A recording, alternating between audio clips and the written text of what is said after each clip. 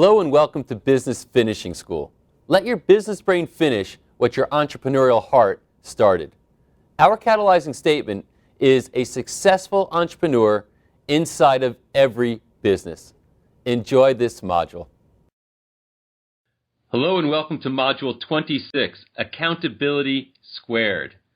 I'm Patrick Gentempo with Rick Sapio, and we're really excited about this particular module because it's going to dig into how to fully leverage the basic principles that you've already learned in this course.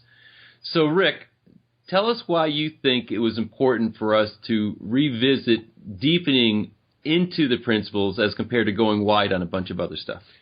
Every week I talk to people who are in the program at various stages. They could be in month one. I had lunch with somebody in month one last week, and they could be in month 30. But they're all over the map. And what's interesting is there are people that are doing the program, and there are people who are not doing the program. And the reason why we want to take accountability to the next level, accountability squared, is because the people that are doing the program are squaring their results. It's incredible. I had a conversation with someone in the program who did $700,000 in their business. And their objective the next 12 months was to do 1 million. And I said, let's make a deal. If you promise to invest 1 hour every week into the materials, watching the videos, listening to these recordings, doing the implementation guides, staying accountable to your partners, I guarantee you that you'll get to 2 million. And this particular business owner looked me in the eye and said, you got to be kidding me. I said, what do you have to lose?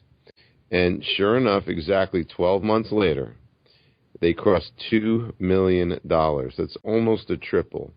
And now his goal for the next year is to do 4 million, which I think is too much of a stretch. But the point is, why are you in the program? Why are you investing the time? Why are you listening to Patrick and I? And the answer should be because you want simplicity, probability, and leverage, and you want to square your results. So what we decided to do is not introduce anything brand new, but nuance 4 of the modules that we've talked about in the past to make sure that you're putting this on the ground and you're getting the leveraged results.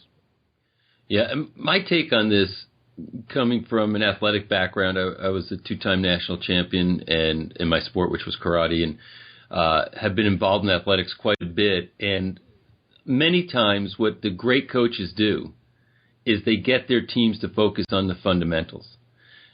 Basically, if it's basketball, let's say, it's dribbling and it's layups and it's, the standard stuff or blocking and tackling, in football.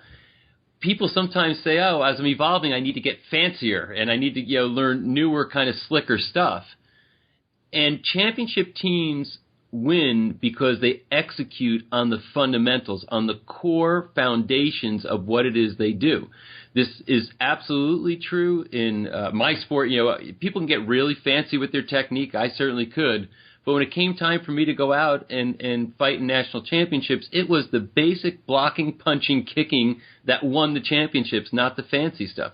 So in your business, I think it's very much the same thing. Did you ever hear what Bruce Lee said? He said, I'd rather fight someone who practiced 10,000 different moves than fight someone who practiced one move 10,000 times. And that's exactly the point. I never heard that quote, but I agree with that 1,000%. And true. In karate and in everywhere, but being somebody who's a martial artist, somebody who really just gets really good at a couple of basic moves, they're pretty much invincible. One of the things that I noticed at boot camp, and the last boot camp we had was phenomenal, but a lot of the people that have been in the program the longest came up to me and said, I want new stuff. I want new stuff. I want new stuff. And I said, why are you addicted to the Blinky Shiny? What about the Blinky Shiny has you drawn in so much? Because that right there, it's what's causing you to have the opposite of simplicity, probability, and leverage. And then you talk to somebody who's in month 6, which happened at a boot camp, and has already doubled their revenue, yet you have somebody in year 2 at the end, and they're still struggling because they want to do the next thing. And so, it's very, very important that we understand that sometimes life and results that we create in our lives is about exactly what Patrick said, mastering the fundamentals, and that's what this module is about. And quite frankly, that's what this year is about. And it's about also doing them over and over again. It's not check the box and move on. It's put it into your life and stay vigilant. Many of you have probably heard the term like slipping and checking, where you're doing something, you've added it into your life or into your patterns of business, but it kind of slips, and then you have to check and then to bring yourself back, etc. And just to give you, maybe we can jump into some examples here of how I'm going to be applying this coming year. In the Rhythms and Rituals in Module 3, we talk about the importance of calendaring, putting everything into the calendar. And, if you look at, scheduling and calendaring and the way that Rick does it, where everything is in there, and then I have also now, have become very much a big proponent of doing that. And especially my nature is such that I don't like to feel confined. And just to recap, if you remember, it's putting everything into the calendar that liberates you. It doesn't confine you, although intuitively it seems like it would be the opposite. But what have I noticed? For example, one of the things that I know is important, and if you're listening to me and you're in business, you have the same issue, I'm sure, is that there's so much action and activity on an ongoing basis that you never take the time to step back and actually just think, to get above the fray and above the noise and just think. So what I did purposefully in my schedule, saying I need to do that. And I'm very effective and very powerful when I do. When I can take a step back and think about things, I start to really get innovative, creative, and drive leadership in my businesses in a new way. So what did I do? In my schedule, 3 days a week, I have a chunk of time that I call focus time. So with my executive assistant, I sit down and I said, okay, we're blocking out a chunk of focus time here on Monday, a chunk of focus time here on Wednesday, and a chunk of focus time here on Friday. And just don't schedule in that time. So what happens? You get busy. And then suddenly you've got people that need to talk to you, or appointments you need to make, or meetings you need to hold. And you start to look at the schedule, and maybe my assistant says, well, so-and-so needs to speak to you, or we need to get together and talk about this. So I look at the focus time, and because I know that the focus time isn't committed to having to talk to somebody else or a different meeting, I start to stomp on it a little bit, meaning, all right, take a half hour on my focus time on Wednesday and put it in that part of the schedule. And then you start to realize that you lose the discipline of it, and you start to slip a little bit. So what I'm doing right now, a part of my commitment, is to re-energize into that, because think about this also. The time that I need my focus time most is when things get crazier and more chaotic.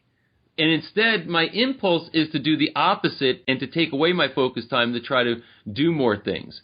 So my point here, and I want Rick to talk about what he talked about with Doorman just recently to me before we started this recording. My point here is that no matter where you are as far as applying the 12 foundational principles, you can go deeper into them. And that sometimes entropy takes over and we start to fade in our disciplines relative to the principles. And if we keep going back and revisiting and deepening and apply them, it takes us to higher levels. And that's the whole idea of squaring. That's why we're talking about accountability squared. We want to take what we already know and square it, improve it, expand it, etc. Rick, talk about what you said with the Doorman principle. Now, the Doorman principle is a concept you developed. Yep. And yet you're still talking about going back and digging deeper into it. So talk about what you're doing. I decided, as it relates to my personal life and my business life, to reaffirm the Doorman.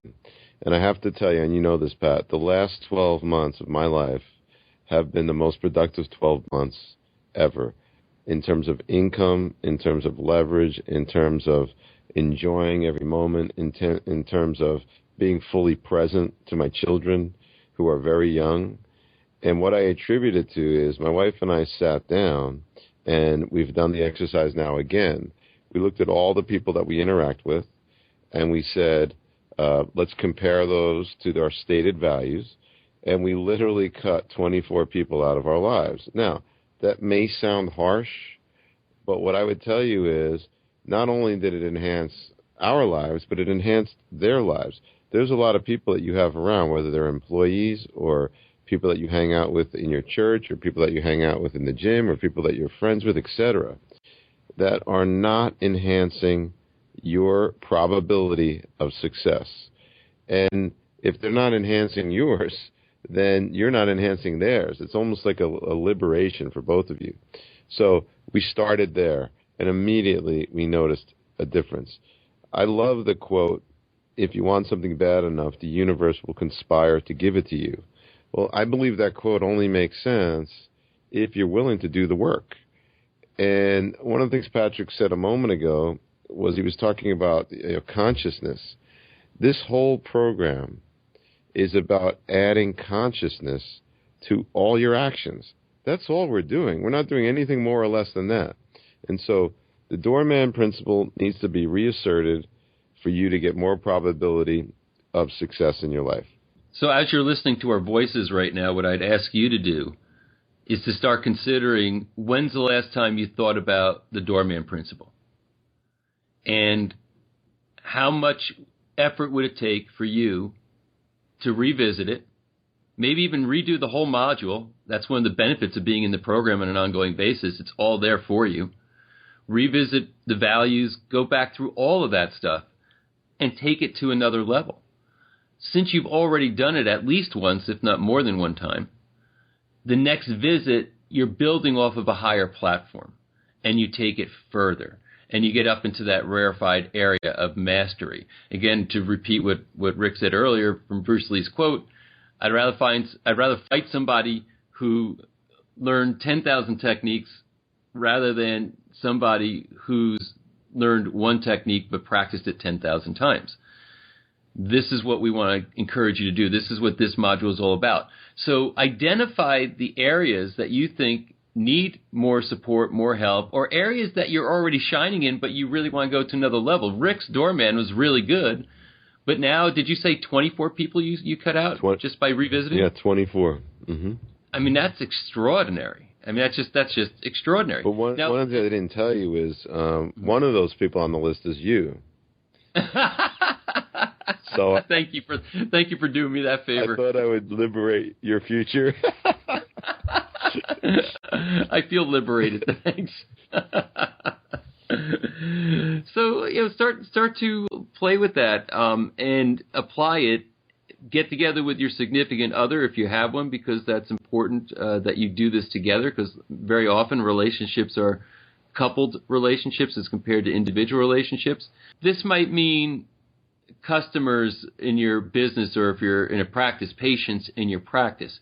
This might mean staff that's in there. It's not just who's in your personal life, but who's in your life in total. So let's talk about where else this might apply, Rick. And if you don't mind, I'll start here. Module 10 was an important one for me, and I think for a lot of people, because hiring is so important.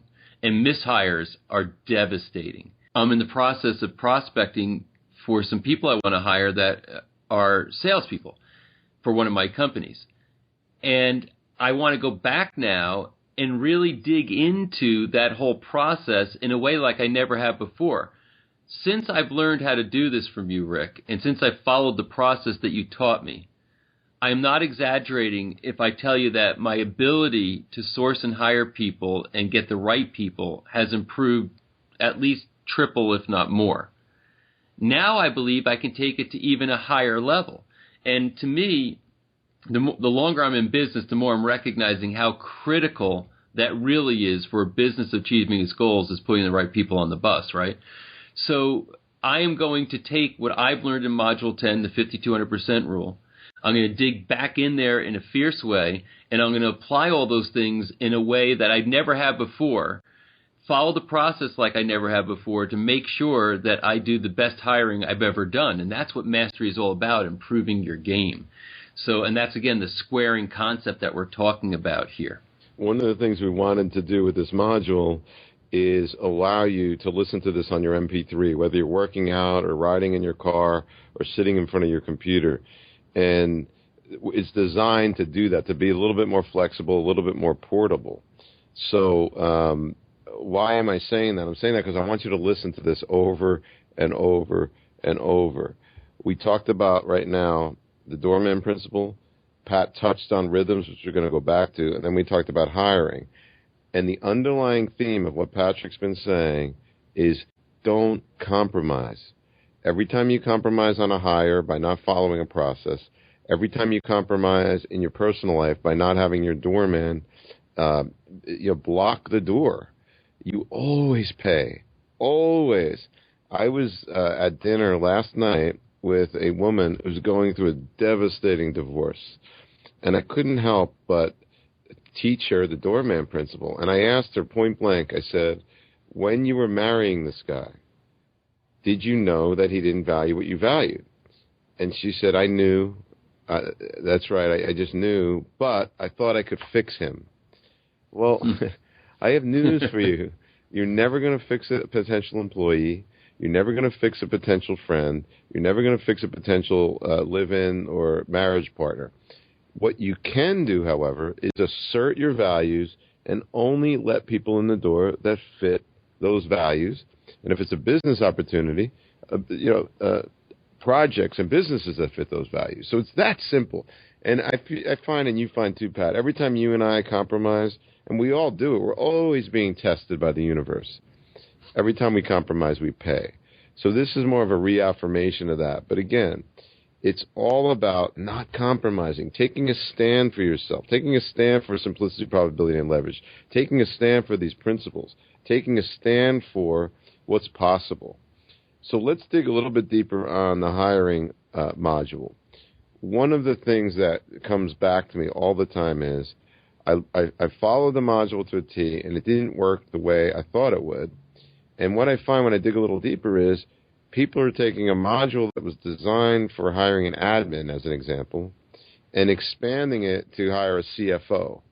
You have to take the principles and adapt it to the role that you're hiring for. So, for example, if you're hiring a CFO, the test that you want to send them could be a CFO-oriented test, or it could be a book about accounting, or et cetera, et cetera, et cetera. Don't go through the process at face value. And I think oftentimes people are delegating the process to somebody. So let me talk about just one aspect of that, since you're going through this, Pat. One of the members asked on a recent members-only call, I am sick of doing phone interviews. I don't want to do that many phone interviews. They take too much time. It ruined my week. And the funny thing about that is at this very moment that this happened, I'm hiring a new employee. And what we did is we did it just like we talk about in the module, but it's worth in this flexible environment to just restate a few things. Number one, only do one step of the process at a time. So we had 3 employees working on getting this new hire in, and I said, we are not doing anything until we get at least 100 resumes. Don't look at the resumes. The objective is to get 100 resumes. Blast your network.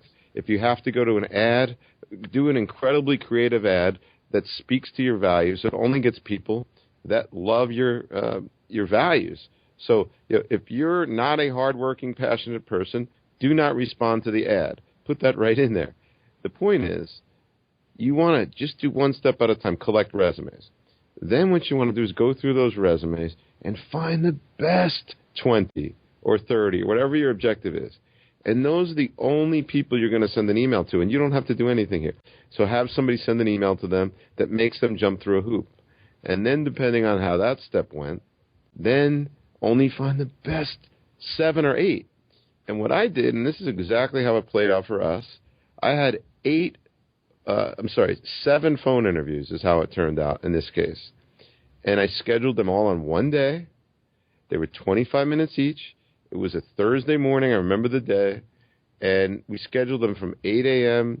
to, I think it was about 11:30 because of how it played out. And I was done with phone interviews. And then we only ended up meeting, out of those 7 people, 2. And we ended up finding the ideal candidate. But my total investment of time before we had the final interviews of the 2 was 3.5 hours. So if you're investing more than that or a lot more than that, you're not following the principles that we laid out. So I think it's important. Well, and I think you said something extremely important is there's always a temptation to cut a corner. or to compromise on a piece, and understand that these are puzzles, and you take a piece away and you lose the picture. So it's got to be all put together. Every piece is important. If it wasn't important, Rick wouldn't have it in there, because simplicity is his driving value. So he likes everything as simple as it possibly can be. Another one that we want to talk about, Rick, just to kind of drive this point home further, was strategy. How we can square strategy. Well, again, it's about not compromising. So many people have been through the strategy model. They understand at an intuitive level that they've got to have a who, what, how in their business, but they've done nothing to ensure that the business is being held accountable to that strategy. And what you have to do is write out that strategy. Make the world see it. I recently went to the Conscious Capitalism Summit. It was in Austin, Texas. And I was blown away that Whole Foods, which is a place that my wife likes to shop, and she calls it Whole Paycheck.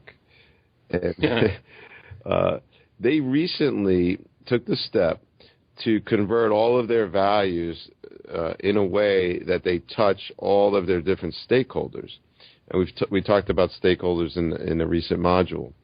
But they then took the step to speak to those stakeholders through their values in a way that ensures that the stakeholders understand what their business strategy is. And then they took the further step to put it on the wall in the store. So if you go to any Whole Foods, you should see their values on the wall, which speak to all of their stakeholders, but it also speaks to what their business strategy is. So what they've done is they've added a step. Rather than having their business strategy sit in a book somewhere, they've made it a living, breathing example for the world to see. These are the type of customers we want. This is how we're going to deliver our product to you. And this is our business model. So it answers the question that we laid out in that module of what business are you in? How are you delivering that business to your customers? And who is the ideal customer for you? I don't want you to gloss over that, because nothing can add more leverage to your business than what we're talking about now. And leverage, as we've defined many times in these modules, is what? Is getting things done through other people. And those other people could be your clients, they could be your vendors, they could be your employees. What's better than marketing? What's better than marketing is that your customers go out and send 1,000 customers to you. That's way better than spending money and time with a marketing firm. And I think a lot of companies are coming to this realization. So just to make sure, and we're going to go back and talk a little bit more about rhythms, to make sure that you understand the 4 things that we're talking about on this call. The first thing that we want to make sure that you underscore is the doorman principle. The second thing is using rhythms effectively. The third thing is hiring. And the fourth thing is strategy. Our objective this year in the program is to have these principles and modules more fully baked into your consciousness, baked into your molecules. So if I sound a little funny today, it's because I've got a cold, and me and Pat contemplated delaying recording this. But due to some time constraints and due to the fact that it's sitting on my calendar, which is my lead-in to what I'm going to talk about now, we didn't want to violate it. So here's the thing as it relates to calendaring. I was talking to a customer of the program. His name is Dustin, and if he's listening, he'll know exactly who he is. And he said, "Would you just show me your calendar? I want to know what it looks like. I want to see it. I have to see it to internalize it." And so I opened my computer and showed him my calendar, and he couldn't believe that every single solitary minute of my day has something in it, scheduled in, even if it's nothing, as Pat talked about before. Even if it's meditating, even if it's thinking about life, even if it's reading, it's right there. I like to figure out what it is that I need to get done in my life, and then make sure that there's an area in my calendar to slip that in. As an example, if somebody calls the office and I want to talk to them, my accountability partner will say, "Rick would love to talk to you. He's got calls open on Fridays from 2 to 4. Let me slip you in right there." And it just makes life very, very simple. Let's talk about working out. My wife and I work out. We have very systematic ways that we do it. We know when we're working out with a trainer. We know when we're working out together. We know when there's kid coverage at the gym. And we just have it laid out on the calendar. Let's talk about social life. Tuesday night is date night. Friday night we go out with other couples. Saturday night we have dinner parties at the house. You get the point. Rather than having your life unfold in a very random fashion. Now, oftentimes people will hear me say this and say, well, I'm not as structured as you. Well, I have to tell you, I'm not that structured either. I had to find out what is going to give me the most simplicity, probability, and leverage in my life. And I converted to this way of doing things. It's that simple. So what's front of mind for me right now, as you're listening to my voice, is what are you going to do? What action are you going to take when we're done with this session? In other words, are you going to say, well, yeah, that made sense, and then go on to something else? Or are you going to have the discipline to leverage this information into success in your life? It's a choice that you make. I mean, I wish right now I could just come right through the speakers, grab you by the throat, sit you down in a chair, and make you write out what is it that you're going to start applying right now. What I know is this. Bigger, better things are available to you right now for your life and your business. Number two, I also know that by squaring the principles in the way that we're talking about, not to try to go learn something new, but get better at stuff that you should already be doing, I also know that that will make your life better or make your business better in the ways that you want it to be. The only thing preventing that from happening is you not taking the action. So as we start to consider, do you want to go work on your doorman right now? When we finish this up, can you sit down and say, I need to go deeper onto my doorman, and here's what I can do. And you might find just one person that you're going to keep out, or one process you're going to put in place that's going to keep people out moving forward. That's going to change your life. Or it might be, I've been listening to this scheduling stuff for a while and these rhythms and rituals, and I began to realize, I haven't put my workouts into my calendar. And by not putting my workouts into my calendar, I realize I'm not that consistent on them. Maybe I'm going to actually calendar that. And maybe I'm going to calendar date night. And maybe I'm going to calendar staff meetings or staff trainings or any of those types of things that are the right things. If you know there's actions that need to be taken, they go into the calendar. And I will challenge you right now to identify at least one thing that isn't in your calendar on a rhythmic basis that should be. You're listening to me right now. I know you've got one. Some of you have 4 or 5. Some of you have more. But at least one thing. Let's make this time together count. Hiring, maybe you're in the midst of hiring or need to hire, maybe not. I'm not sure. But that is something that you always should be getting better at. And then, of course, Rick talked about business strategy and clarification of that. I got to tell you, Rick, at the last boot camp that we ran, that business strategy section and getting people to start really working on the elements of that was transformative. And the more that you refine that business strategy, I got to tell you, and tell me if you agree with this, Rick, the difference between businesses that do okay and businesses that are world-class is just how much focus they put on their strategy. And constantly reaffirming it with their patients, with their customers, with their clients, whatever you want to call them. I want to add on to what you're saying by saying this. When we instituted this program several years ago, we had a view in mind of what makes transformative change. How do you have it happen? And we came up with the model of a 3-legged stool.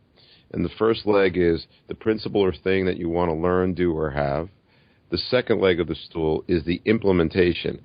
How are you going to implement it, and what plan are you going to follow?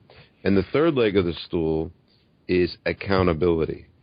If you don't have accountability, whether it's an accountability partner, an accountability group like Patrick and I have been in for many years, or some way to hold yourself accountable, it will fall flat.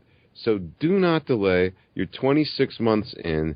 Get accountability in your life. And I cannot tell you the benefits of my accountability group. And some people have said, well, I'm too busy to be in one. Well, then you don't want simplicity, probability, and leverage. And then one other thing that's coming to mind as I'm listening to you talk, Pat, is I was on the phone with a customer the other day, and he was thinking about leaving the program. And I said, why do you want to leave the program? And it was a struggling business owner. And he said, because I don't want personal development. I want real business growth. And I said, you don't want personal development? I said, so you want an MBA? And he says, yeah, I want to get an MBA. I go, okay. So if you get an MBA, it'll cost you, whatever it costs you, $50,000, and you'll be perfectly suited to be an employee of a big corporation. And he kind of chuckled. I've been through an MBA program. I don't have an MBA degree, but I've taken MBA classes. I also taught for 7 years in a prestigious MBA program. And I got to tell you, I was shocked at what these programs turn out. What we're trying to teach you are things that will add simplicity, probability, and leverage and increase the value of your business, which in turn will increase money that comes into your pocket and into your family's pocket. What's more important, growing a business and having the skills to do that, or being employable by a large corporation? You tell me. So understand what this program is really about. It's about giving you the tools so that you have the leverage to grow your business. It's interesting, that distinction that you just made, because I certainly, over my years, have hired several MBAs to work in my companies. And you're right. They're trained on certain aspects of the mechanics of business, but they don't come in really with foundational principles like we're teaching here, which is the underpinning of a business. And just revisiting that theme, that these are, whatever your processes or procedures are for your business, these principles are what those things sit on top of. And it's something that's not a part of traditional business training per se, at least academic business training. It's a part of entrepreneurial business training, which is exactly what Rick is all about, and what this program is all about as a consequence. Okay, so now, next step as far as application here, guys, is once you've identified what you want to square in your basic principles, and incidentally, we covered 4 to give examples. You've got 12 foundational principles, and you have another 12 accelerators. So now the next step is identify which ones do you want to square, meaning which ones are you going to get deeper into, which ones are you going to apply more to your life right now, which ones are you going to look to get more leverage from in the coming year. And once you've identified them, your next step is to take that to your accountability group and make the declaration saying in your accountability group, folks, I have decided that I want to square my doorman, or I want to square my business strategy, or whatever it is that you choose. And I need you to hold me accountable week to week. Now, what else would that mean? Well, you just create an objective, so doesn't management by objectives come in? And doesn't it mean that what you need to do now is you need to make sure that your objectives for the coming quarter or quarters in the coming year line up with whatever it is you want to square in your basic principles. And I feel that what I want to do and what Rick wants to do is we want to just pound this into your head over and over and over again. I'll go back from where I started. In karate, it was a big deal to learn a new kata.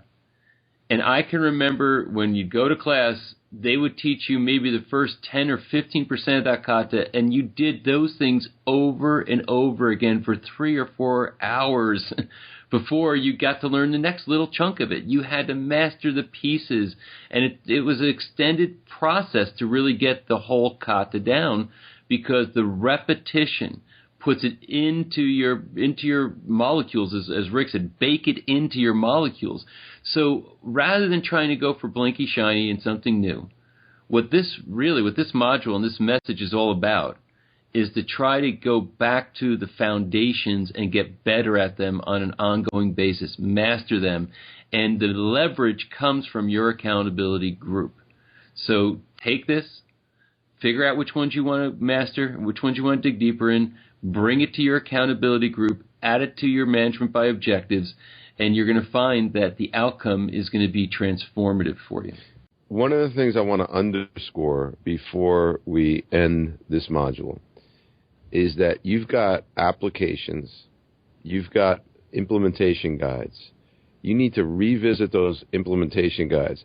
Maybe take one at a time, as Patrick's talking about. The last thing we want to do is give you 24 more, the last 2 years, 24 more applications for you to follow. Because what I've learned is until you get these principles fully baked in, giving you more information is just going to hurt you. All right, as we're getting to the close of this module, Module 26, Patrick and I want to thank you for your participation in the program. Thank you for your referrals to the program. We appreciate them very much. And thank you for your commitment to yourself. I want you to bake into your molecules right now, as you're listening, accountability squared. Accountability squared. Accountability squared. How am I being accountable in my life to all these new things that I've learned? How am I exercising my doorman? And it's all about exercising the simplest things. It's funny when we talk about Bruce Lee, he didn't want to fight somebody who learned one move very well. It harkens me back to sitting across from Charles Wiley at lunch and him leaning forward and telling me the greatest secret that allowed him to become a billionaire. And he said, basically, Rick, all it is ensuring that every employee in your firm has a card in their pocket that tells them exactly what our 5 objectives are for the quarter and exactly what their 5 objectives are for the quarter. And it was fully baked into the molecules of his organizations, and it was why he was able to sell so many companies for over $1 billion. And that's what this is about. It's not about the next blinky shiny. It's not about the next app. Those apps are moving you away from the simplicity, probability, and leverage that you so badly need in your life. So thank you so much for listening to Accountability Squared. Patrick, do you have any final comments? I'll just say that it's our privilege to really be working with you, and you're this far along in the program, which means you're a member, you're part of the family, and you've inculcated into this learning culture, and that's what it's all about. It's a journey, right? Not a destination. There's not a point of saying, oh, I reached a destination, I'm done. It's a part of living this journey, and Rick and I are both very passionate about business, but passionate about it from the context of its principles and knowing the value that business brings to the world, et cetera. And we're excited to be taking this journey with you and to continue the journey. So thanks so much for being with us today. Do get off of this recording and do something. Take an immediate action so that it doesn't just somehow fade away. Square your accountability, and we'll look forward to the continued month-by-month conversations that we'll be having together. So with Rick Sapio and Patrick Gentempo, thanks so much for listening to Finishing School, and we look forward to a future with you. Let your business brain finish what your entrepreneurial heart started.